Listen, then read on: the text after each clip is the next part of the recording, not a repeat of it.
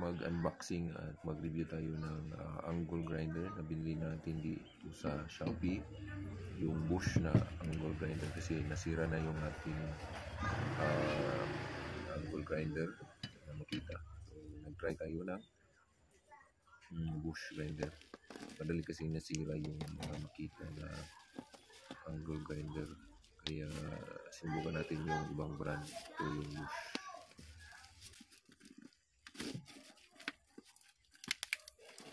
So nabili natin ito sa halagang 1,300 doon sa Shopee.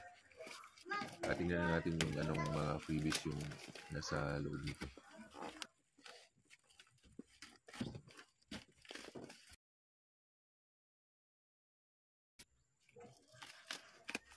So sa mga bago pa lang dito sa ating channel, huwag kalimutan mag-subscribe at mag-comment, mag-share kung mayroon kayong mga inquiries sa ating kung saan yung link,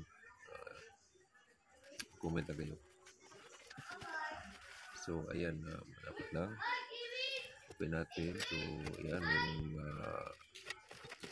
cutting wheels, so mayroong handle, yung protection, pag yan okay, meron din yung glass protector, meron din yan, pero hindi yung heavy duty talaga. So testing na natin ngayon. Yan, so kabitan natin ng isang cutting wheel disc at pandarin natin.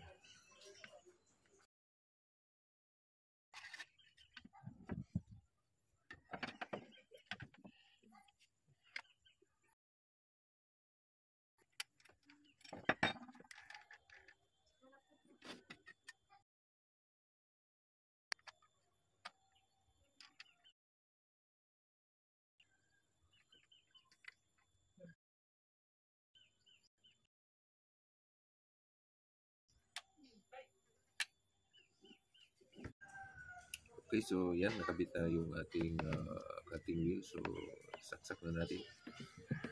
Tingnan natin kung maganda ba yung sound dito. Pang heavy duty ba talaga. Yan. So yan, so okay naman yung tunog niya at yung brand nito, yung branding niya ay talagang naka-imbus. So siguro maganda ito, talagang original, so highly recommended.